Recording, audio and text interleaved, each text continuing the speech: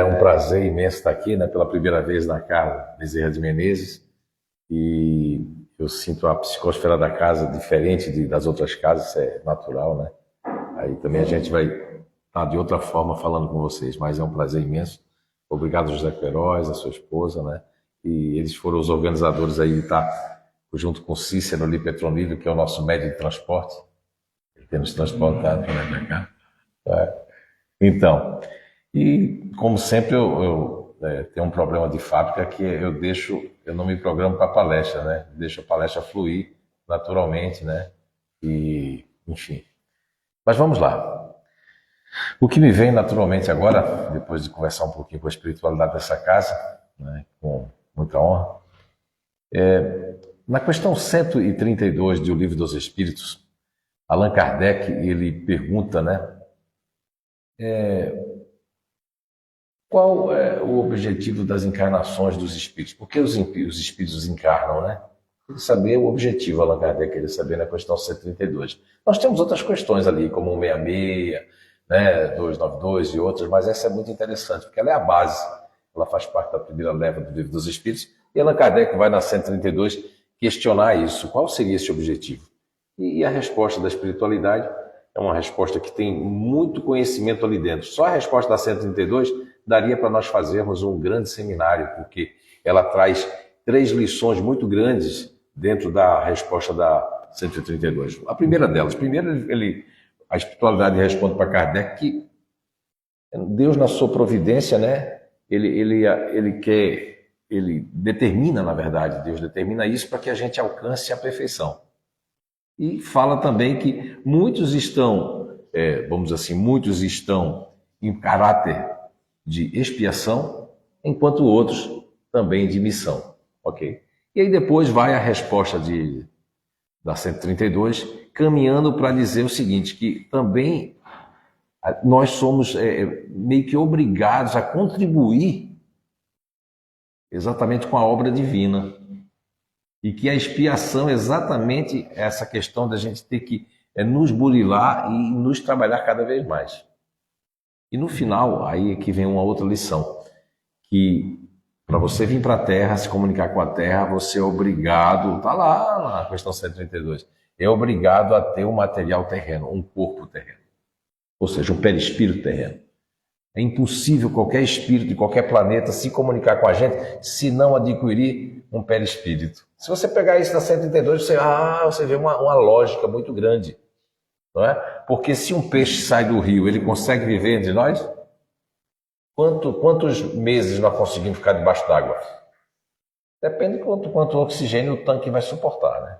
Olha só, isso já dá para a gente ter uma ideia do que tem na nossa natureza. Isso é muito importante. Não é? E eu não faço essa defesa de paradigmas, né? Porque se nós pensarmos que quando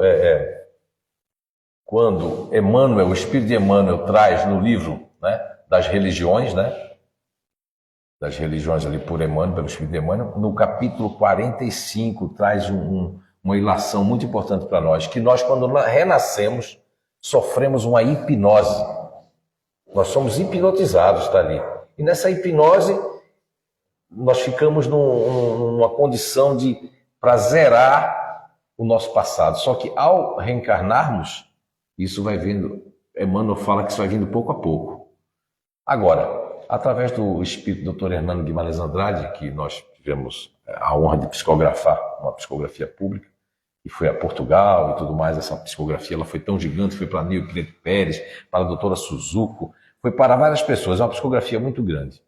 E ele depois, eu conversando com o espírito do Dr. Hernani, ele disse assim, olha, meu filho, quando os espíritos estão na intermissão, que é o plano espiritual, assim ele denomina, e passa pouco tempo, são essas crianças que lembram, na fase locutória, elas se lembram. E tem muitas pesquisas sobre isso. O Ian Stevenson mesmo, né, que psicografou em inglês, certa feita mandando uma carta para o seu sucessor, Jim Tucker, nos Estados Unidos, ele fez uma psicografia em inglês. O Ian Stevenson, né, quando lá no CI, o Recanto do Saber, no ano de 2012, se eu não me engano, 2013, ele psicografou para Jim Tucker, né, dando umas comprovações lá, algumas coisas que foi mandada na época para um amigo de Alamar Regis, que estava Nova York, acredito, para chegar até, não sei se chegou até ele até hoje.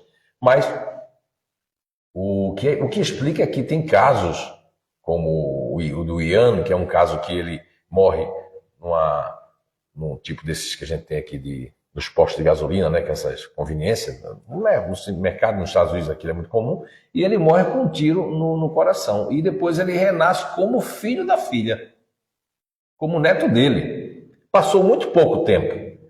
Aí que a gente tem que parar para pensar. Se a gente passa pouco tempo na intermissão, como fala o doutor Hernando Guimarães Andrade, nós vamos ter uma lembrança maior. Agora, um espírito que passou 80, 90 anos na espiritualidade, quando ele vem, ele ainda está no tempo antigo ainda. Eu vejo espíritos na minha família mesmo, minha filha. A gente não escutava músicas dos anos 30, 40. A menina gosta dessas músicas. Apaixonado por essas músicas. Eu ficava assim, digo, mas como é que nem eu nunca escutei? Só a minha mãe que escutou isso aí. Isso representa que ainda são os condicionamentos do passado. Esses condicionamentos, eles, por vezes, são muito positivos também, esses condicionamentos, mas por vezes são muito negativos. Veja que Allan Kardec, ele chega na questão 928 de O Livro dos Espíritos, ele tinha um problema com o pai dele, que o pai dele queria que ele fosse juiz. Allan Kardec, na questão 928, se motivou a fazer aquela pergunta, aquela questão, porque ele queria saber, mas ele já na pergunta, é interessante que a pergunta 928, ele já declara ele faz uma declaração e a espiritualidade faz assim é verdade. Porque Kardec está dizendo que se nós não seguirmos as nossas aptidões naturais, a nossa natureza do jeito que a gente nasceu, pode acontecer grandes males físicos em nós, a questão 928. A pergunta é muito mais importante que a resposta. Porque a resposta, depois, como ele sabia o que Kardec queria ouvir, ele diz, não, e muitas vezes os pais fazem isso por orgulho, obrigando seus filhos a seguirem carreiras que não nasceram para ser. Então, quando nós estamos aqui de novo na Terra, nós trazemos nessa hipnose que fala o livro das religiões pelo Espírito de Emmanuel, nós trazemos frames, nós trazemos bagagens negativas e positivas. Essas bagagens estão numa caixinha preta, que pode ser a epífise, a glândula pineal, mas é subjetivo, porque nós temos campos mentais, nós temos vários corpos, né, espirituais que fazem parte de nós, dos chakras, tudo mais. Então nós temos que abrir. Quando um espírito encarnado, ele ainda não consegue entender a questão dos chakras, a questão das energias, é porque ele tem paradigmas que ele trouxe de outra vida. Muitas vezes tem espíritas, porque o espiritismo é uma coisa, o movimento espírita é outro.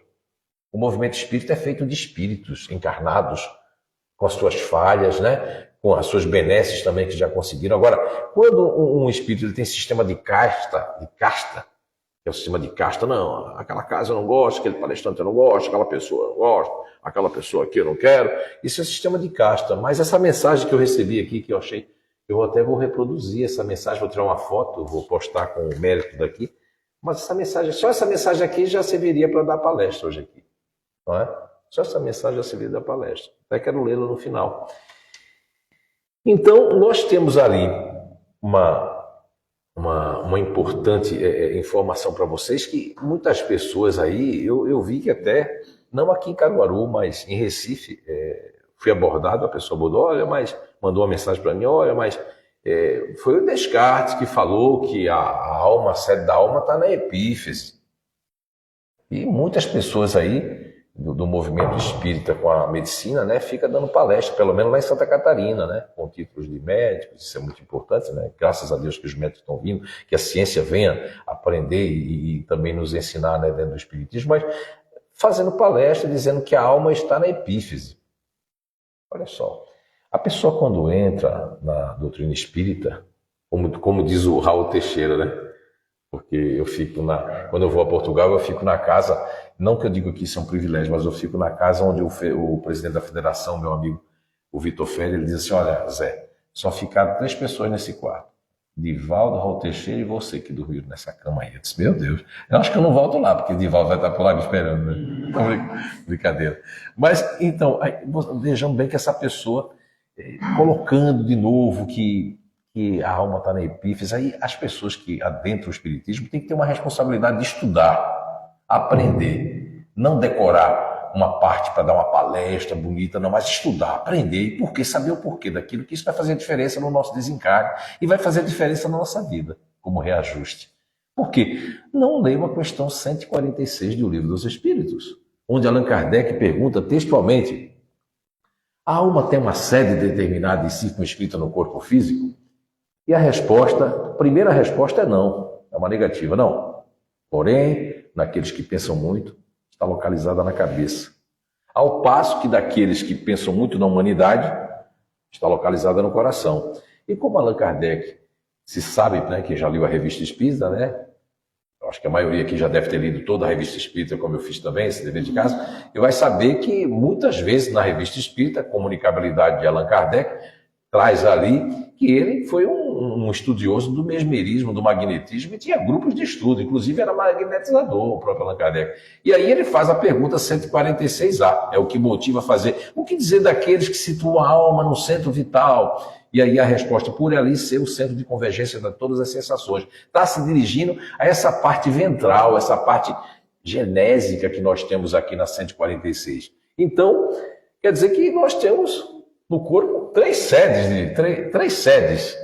E o que eu acho muito curioso como pesquisador, né? Porque aqui eu estou como Zé Araújo, mas eu tenho dentro de mim também o JF, que é um pesquisador, um estudioso do comportamento humano, um estudioso do espiritismo, e eu cheguei à conclusão fazendo um link, né? Eu me responsabilizo, né? Não é o espiritismo, mas fazendo o link. É porque as pessoas estão com um sistema de casta tão grande, de paradigma, que não aceitam qualquer conhecimento com lógica ou base, mesmo que traga do Livro dos Espíritos, e que, olha só, o que vocês acham? De quem é essa resposta? Eu não vou dar toda a resposta da 919, não. Mas quando Allan Kardec pergunta 919, como é que a gente pode combater o mal e que a gente se melhorar nessa vida e tal, dá para ver que Kardec está angustiado na 919, né? Ele falta 100 perguntas para terminar o Livro dos Espíritos. E aí ele faz essa pergunta, 919.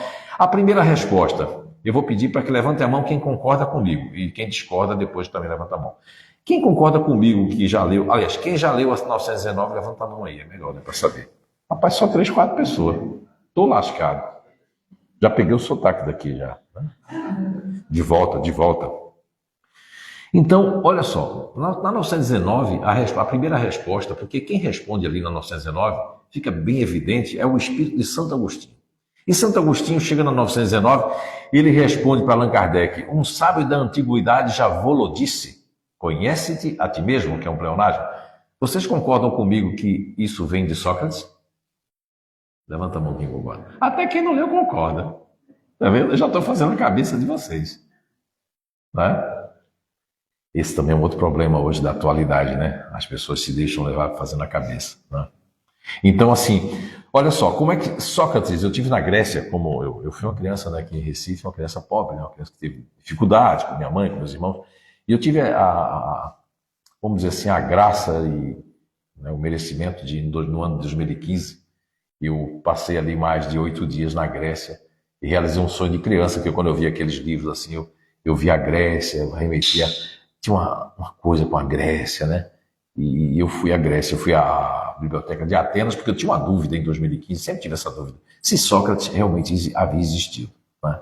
Eu sou muito cético. Eu, quando recebo psicografia, eu sou o cara mais desconfiado do mundo. Por quê? Primeiro, que é mecânico, eu não tenho noção do que está escrito. Segundo, que eu quero saber se isso aí não é realmente, porque eu tenho o espírito, né, daquele rapaz que se tornou ateu durante 4 anos e que estudou Carl Sagan. Isso foi muito bom para mim ter sido ateu, porque eu não caio em armadilha, não. Eu sigo São João Batista. Primeiro, provar se esse espírito é de Deus. Ok? E aí, o que acontece? Eu agora me perdi. Que o espírito, não, é que o espírito falou aqui. Se o espírito falar, o áudio vaza, aí eu me perco. Aí eu fico o espírito fofoqueiro, fico escutando. Aí o espírito fofoqueiro e eu fico prestando atenção no que ele está dizendo aqui, né? Ok, estão pedindo para falar mais um assunto, eu falo.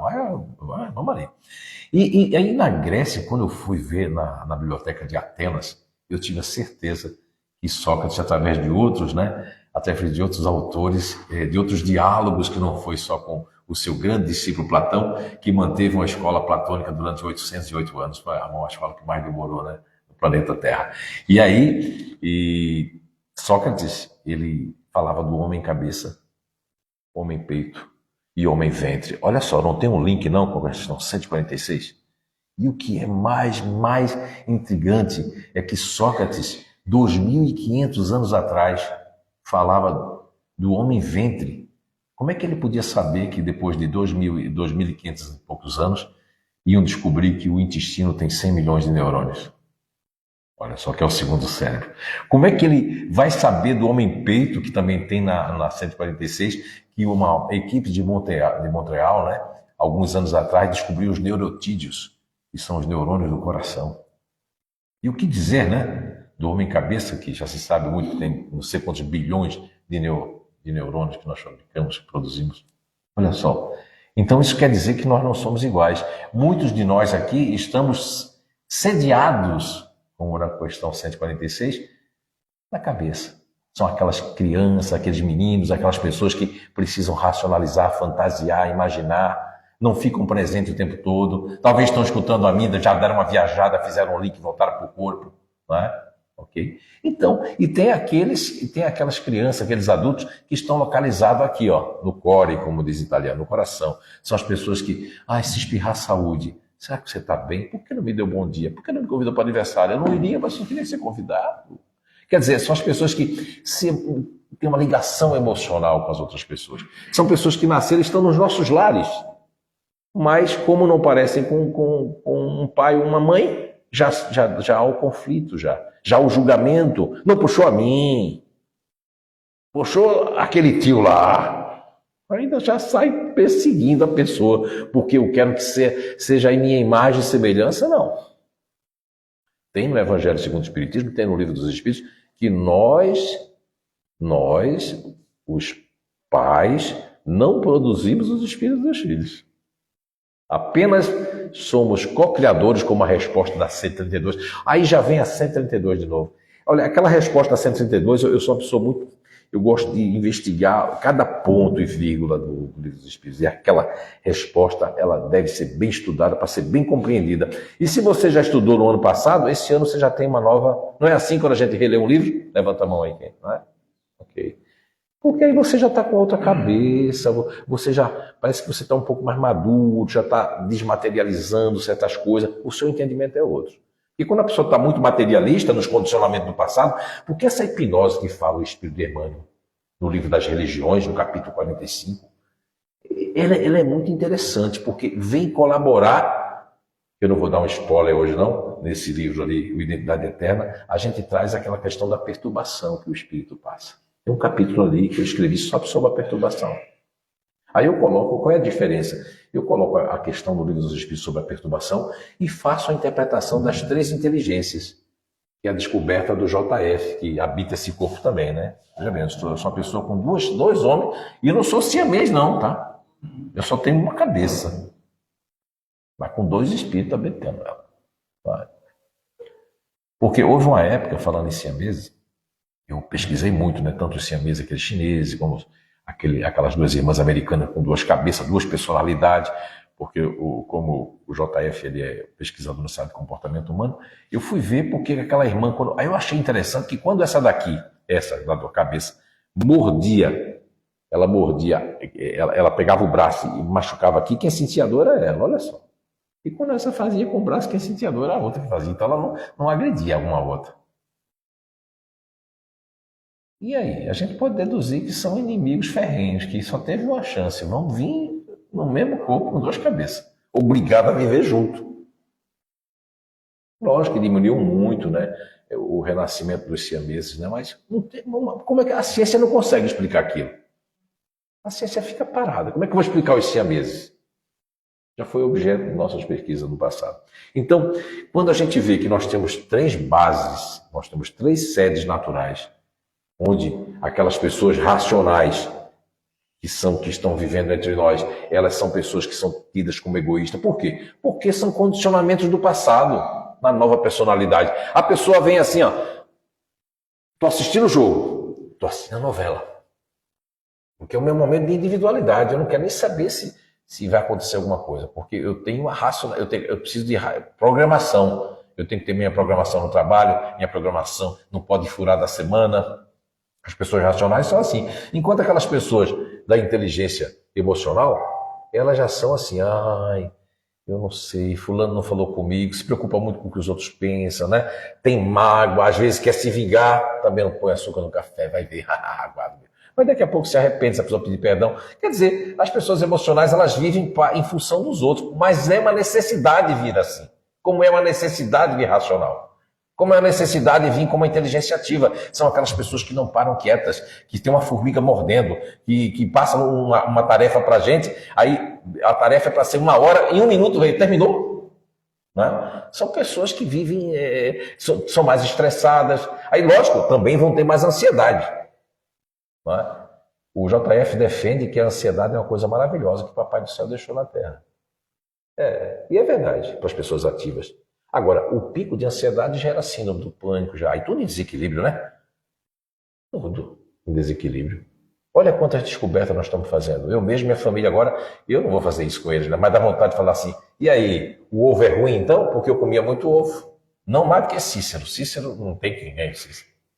Agora, eu também comia em segundo lugar muito ovo. Por quê? Comia 3, 4, 5 ovos e a família dizia, tu vai morrer com colesterol alto, tu vai morrer com não sei o quê. E agora?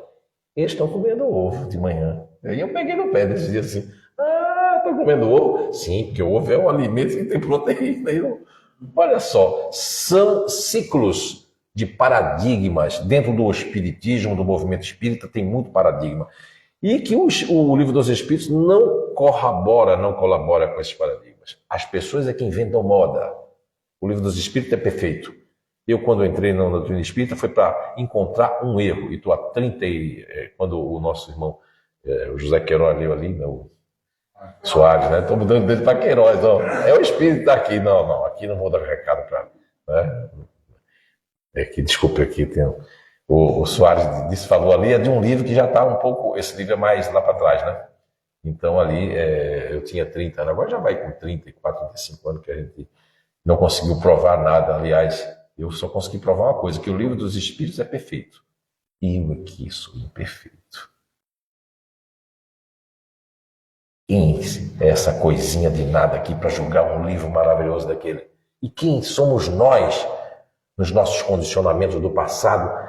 É fácil, não precisa fazer regressão de memória. Vai para o espelho, não para ver aquele rosto que você está agora, mas pensa assim, no Evangelho segundo o Espiritismo, tem ali um texto fantástico, que é no capítulo que fala ali, que vai denominar assim os bons espíritas, né? Logo naquela sequência, terceiro parágrafo, se não me engano, reconhece o verdadeiro espírita, né? Pode ser também o verdadeiro cristão, pelo esforço que empreende para domar suas mais tendências. Né? Porque se eu falo alguma coisa aqui e desagrado você, é porque bateu na trave. E o palestrante ele tem que se preparar para fazer o que vocês precisam, não o que eu quero fazer.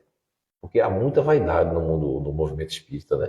Eu acho que a pandemia foi uma coisa triste para todos nós, né? A pandemia judiou muitas famílias, muitos desencarnes, mas eu vou dizer que não é algo que eu vou dizer que foi positivo. Depois da pandemia, muitas pessoas assim do movimento espírita, que estava num grau de vaidade grande, realmente parece que estancou aquilo, aí deu oportunidade para outras pessoas que não são ouvidas, porque não têm grandes títulos, ou também não se convidam, né? Porque eu aprendi com o Chico e com o Divaldo, né? Ficar na cadeira lá. Até eu sentei na última porque eu não quis incomodar o pessoal, mas não sentar nem na última nem na primeira, né? Vamos ver que é o que a gente leva daqui, é o conhecimento. É o que vocês estão fazendo aqui hoje. Podia estar no forró. Eu escutei lá fora quando cheguei, olha, a gente deixou de ir no forró para vir aqui. Deu uma boa palestra. Não foi assim não. O pessoal falou que trocou, foi. Daí já foi me intimando já, ó. Foi, puxou já uma peixeira, fez, olha. Tá? Então, vejam bem, nós temos, assim, vamos dizer assim, uma obrigação moral, porque está lá no final da resposta 132, que nós temos que nos esforçar. Nós temos que contribuir com a obra divina. E a gente tem que contribuir. Não destruir o planeta, contribuir. Tem que vir outros conhecimentos, porque os conhecimentos estão vindo. O que a espiritualidade me diz nesses últimos 2, 3 anos é que tem uma migração muito gente de pessoas de outros planetas, muito grande, encarnados. Não é espírito que vem para... Não. O espírito que vem tem que pegar um perispírito. Primeira pergunta que você faz para ele assim, mas você, meu irmão, adquiriu um perispírito já aqui? Porque você só pode falar comigo se você tiver um perispírito Terreno. Terreno. Se não tiver, não pode haver comunicação. Aí tem que estudar, aí sim tem que estudar, as pessoas que têm um condicionamento de vaidade têm que estudar, ou aqueles que são incautos, né, que caem porque querem renovação, não estudaram o tema muito importante que tem principalmente no capítulo 19 do Livro dos Médiuns, que Allan Kardec, ele não diz esse termo, animismo, mas Allan Kardec utiliza no capítulo 19, que é o espírito do próprio médium que se comunica. Mas aí veio eu sou um grande admirador desse vamos dizer assim, diplomata russo, que na altura, por causa de um Hahnemann, que foi falar mal, o alemão lá falando mal do espiritismo, Alexandre Akasakoff vai lá e faz 2 volumes defendendo o espiritismo e dizendo animismo versus espiritismo. Faz uns 25 anos que eu li, mas agora minha memória voltou ontem nesse assunto do animismo e espiritismo. E aí nós temos depois, porque em 1890, se eu não me engano, Alexandre Akasakoff lança o animismo e o espiritismo. E depois, em 1938, vem o italiano que passou tantos anos perseguindo o espiritismo, ele ofendia, mas depois passou a pegar a bandeira do espiritismo, que se chama Ernesto Bozano, que fez um trabalho magnífico, trazendo mais atualizado a questão do animismo e espiritismo. Mas Alexandre Akasakoff, ele faz uma classificação, vamos dizer assim, personismo, que é a pessoa, a própria pessoa. Animismo, que é o espírito do médium, né? E aí ele fala de espiritismo, que aí é o espírito. Então, a gente tem tudo dentro do Livro dos Espíritos. Eu não estou sendo aqui uma pessoa careta, eu não sou não. Tanto que esse livro ali eu faço vários links. E tem muita pessoa careta ou pessoas que estão no paradigma que não vai aceitar porque ele está preso num livro, somente naquilo. E ele quer aquilo. Eu conheci um doutrinador, que aqui deve ser o conversador, o dialogador, né?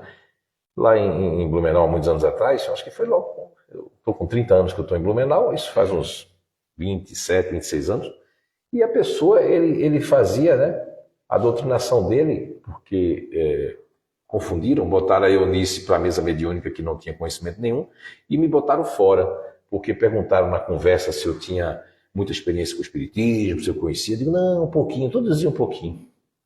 Um pouquinho, não estou conhecendo, estou aprendendo. Isso é meu jeito de ser. E aí, me deixaram fora da mesa, um dia em Blumenau, que em Blumenau tem no verão, que não mexe uma folha. Assim, parado. Parado. E as portas de janela começaram a bater. Aí chegaram para a Eunice e disseram assim, ele é médium de efeitos físicos. Porque toda vez que ele vem, bate janela e tudo. E aí ela fez sim, entre outras coisas. Mas aí tudo bem. E eu ficava fora. Ela dentro da mesa e eu fora, né? Só que eu já tinha trabalhado no Espírito Chico Xavier, com o Nando Cordel, com a Dona Vera Coim, seu Dival Coim, lá em Candesta, fui trabalhador quase 8 anos naquela casa. Enfim, mas a gente tem que ficar quietinho, porque quem está vendo a gente é a espiritualidade. Não adianta você berrar, querer ser. Não. Isso não adianta, não. São os condicionamentos do passado. E aí, para encurtar a história, o que é que aconteceu? Ele só doutrinava assim. Jesus, quando vinha à beira do Cafarnaum, era o quê? Um decoreba. E a conversa com o espírito é uma conversa com a gente normal. Você não precisa fazer uma preleção, porque o espírito fica lá assim, ai, que chato esse cara. Porque são espíritos mais atualizados também, desencarnados. Entende? Então, são condicionamentos do passado que nos atrapalham. Esses condicionamentos eles estão vivificados dentro da proposta reencarnatória. Nós trazemos no bojo o que é positivo e o que é negativo, o que a gente já conseguiu adquirir e o que é aquilo que a gente não conseguiu adquirir ainda. E temos que estar atentos a isso. Por quê? Porque nós seremos cobrados, os espíritas muito mais. Eu gosto muito de Raul Teixeira, né? Eu chamo ele, não pode nem falar isso mais aqui, não posso nem falar. Eu não posso nem chamar meu irmão de negão mais, porque meu irmão sempre, a gente se chama de negão no telefone. Porque nós somos 2 morenos, embora eu fiquei branco no Santa Catarina, e tem os 2 lourinhos, os 2 loiros. Então a gente chamava, quem é moreno chamava negão, desde criança que chamava de negão. Um dia eu estava no telefone e disse assim, e aí negão? Aí uma mulher já olhou para mim assim, denunciar ele. Aí eu disse, meu Deus, uma forma carinhosa de chamar meu irmão, não é? Mas o Raul Teixeira disse, não se importa, não pode me chamar de negão. Aquele negão que é o Hébel dos olhos bonitão ali, ele sempre diz que ser espírita não é para qualquer um, não. Raul Teixeira diz, não é para qualquer um, não. Agora você tem cuidado para não entrar em obsessão. Existem obsessões coletivas, que Kardec, nos 14 anos maravilhosos de trabalho, duro, sofreu, perdeu dinheiro, perdeu tudo. Hoje, quando a pessoa perde dinheiro, é espírita, acabou o espiritismo para ele. Cadê, rapaz, o aprendizado? Kardec perdeu tudo. Ele tinha nome, ele tinha o professor Hipólite Denis Arrivaio, tinha tudo, ele perdeu tudo para lutar, para deixar essa obra maravilhosa que é o Livro dos Espíritos, entre outras obras que trouxe para nós. Para a pessoa chegar e deturpar o Livro dos Espíritos. Chegar e querer. Agora, lógico, ele não teve tempo de falar sobre essa obsessão coletiva. Ele falou basicamente das 3 obsessões, que é obsessão simples, a fascinação, que essa é muito perigosa, porque a pessoa, quando está fascinada, ela não é teimosa, né? E agora está certa em tudo. E também aquela que, vários casos nós tivemos em Blumenau, que é aquela que foi chamada há muito tempo pela Igreja Católica de possessão. Mas que, na verdade, eu gostei muito do título do que Kardec deu, que é subjugação, que a pessoa fica subjugada. Ela já não age sozinha, há uma imantação, uma simbiose que o espírito... Aí você pergunta assim, porque uma pessoa lá de Blumenau, certa feita, fez quando via essa senhora, que eu não vou dizer o nome dela, porque tem muita gente em Blumenau assistindo depois, essa senhora, aí sim é subjugação, o espírito já fazia ela se jogar no chão, bater o nariz no chão, tirava a roupa todinha, foi uma ginecologista espírita, que ela foi, que correu, porque ela lá no posto tinha tirado a roupa todinha, pelada, com 50 e poucos anos, quase 60. Ela agora está com 70. Ela faz um tratamento, que é um tratamento de mais de 20 anos que a gente faz. Mas é como se fosse um remédio, ela não pode sair da casa do espírito. A gente faz evangelho na casa dela, tem um grupo. Parabéns para esse grupo que vai uma vez por semana. Falta isso às vezes. Porque a caridade, a campanha do quilo, é a sopa, tudo isso é maravilhoso. Porque se o governo faz, que era para fazer, a gente faz. A gente não pode esperar aí culpar o governo. Não, vamos fazer a nossa parte. Mas a irmã Rosália, na caridade moral e caridade material, ela nos deixa ali um ensinamento fantástico. O que é mais meritório, não é que ela está dizendo que é mais meritório, o que é mais difícil é porque é o que mais deveríamos fazer, que é a caridade moral. Porque a caridade material a gente consegue fazer fácil. Vem aqui, a gente faz sopa, a gente dá comida para eles, mas e pronto. E aí? Mas a caridade moral dentro da tua casa, como é que está? Como é que está a tua caridade moral dos teus condicionamentos do passado, que tu fazia com as carroças, fazias com as bigas, e agora no trânsito você é um romano no trânsito de novo? Não, e a competitividade no trânsito? Cadê o passe que você tomou, criatura? Desculpa eu me exaltar, mas é um espírito que fica me catucando aqui. Aí é que está esses condicionamentos. Como é que eu sou bonzinho na casa espírita, quando eu entro naquela porta, parece que é a porta da esperança. Eu saio de casa, briguei com a filha, com o marido, com a mulher, quando eu entro aqui, muita paz. É uma transformação fantástica, né? Mas aquela energia está dentro de você ainda. Quando você voltar para casa, quando você entrar na sua casa, a energia pega em você. Porque foi a energia que você deixou. Quando a pessoa cochila dia de sábado, aí pode ser obsessão. Eu não cochilo, não. Não é brincadeira. Não é? Mas esses condicionamentos, eles são latentes dentro de nós. O trânsito é a maior prova se a gente realmente aprendeu a caridade moral. Não é? Eu vou fazer aqui uma menção, eu espero que ele consiga dormir hoje depois dessa menção, mas eu vejo que o Cícero, dirigindo com ele, né? Ele, rapaz, o pessoal fica buzinando aqui, porque aqui tem os obsessores da buzina, né? Pi, pi, pi, pi, pi, pi. Eu achei que era só Recife. Caramba, também. A pessoa não pode nem querer entrar no rua, que já está buzinando a pessoa. E Cícero, rapaz, é uma paz. Ele da caminhonete para lá, ô, paz, e aquela coisa. Isso aí é caridade no trânsito, não é? Agora a pessoa sai daqui do passo, pega o carro, ele quer que a pessoa deixe eu subir, né? Aquela subidinha aqui, Caruaru tem muita subidinha aqui, tem mais do que Blumenau. Mas a pessoa quer que todo mundo deixe eu subir. Agora, quando eu estou do lado de lá que alguém quer subir, eu digo, não, eu já boto o carro em cima para não subir. Mas você naquele dia não precisou, mas já esqueci. eu precisei. Então, esses condicionamentos romanos, das bigas, né? Das pessoas que vieram, não só Roma, de outros lugares que nós viemos, estamos colocando ele hoje em dia porque é uma falta de caridade total os trânsitos do Brasil. Eu morei agora, cheguei em julho do ano passado, morei 1 ano e meio fora do Brasil, e lá onde eu estava, que é primeiro mundo, lá na Nova Zelândia, em Auckland, propriamente dito, onde eu morei, se você botar o pé na faixa, não, nem botou, você está na calçada, se você virar o corpo, a pessoa para o carro. Que educação, toda coisa, né? Não é? E digo para vocês que Caruaru eu estou achando mais arrumadinho do que Recife. Sou bem sincero. Eu tive agora há pouco, a gente chegou, estamos lá em Recife, lá em Tocondeiro, e fiquei abismado com a calçada, não tem acessibilidade zero. O buraco a gente cai, já cai na calçada, já se machuca. Se você tiver cuidado, você cai dentro do bueiro daquele, vai embora, ninguém sabe. Quando vê, tá lá no Rio Capibaribe, já morto e desapareceu, não sabe como tá. Então, assim, ó, estamos chegando perto do nosso final da nossa conversa de hoje. Dizer para vocês que os condicionamentos do passado, eles estão latentes dentro de cada um de nós.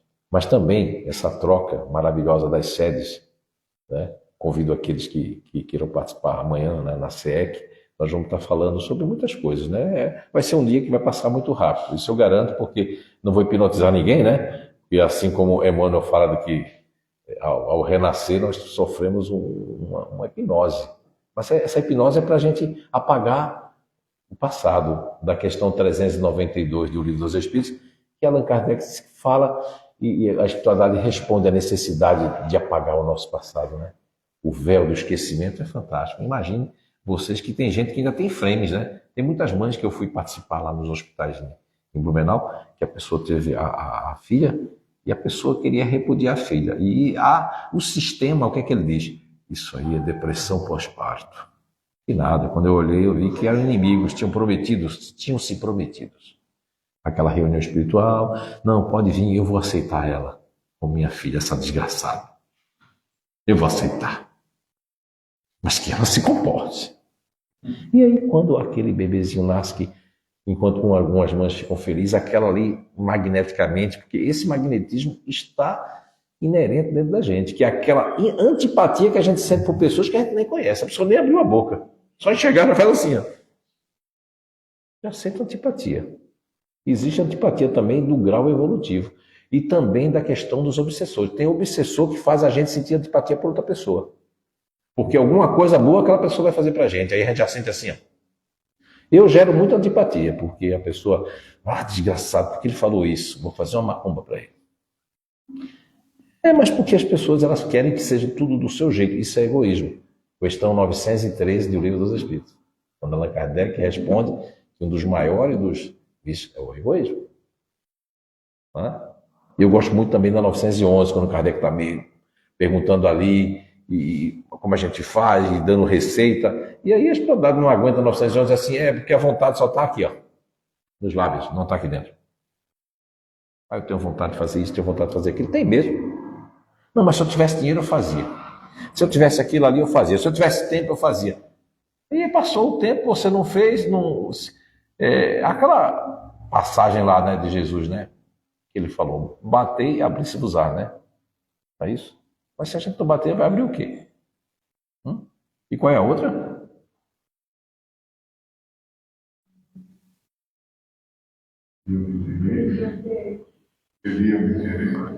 Pedir e obtereis. Mas se a gente não pede, mas então não se esforça, porque uma está ligada à outra, né? Eu tenho que bater. Eu só fico pedindo, não vou bater, não?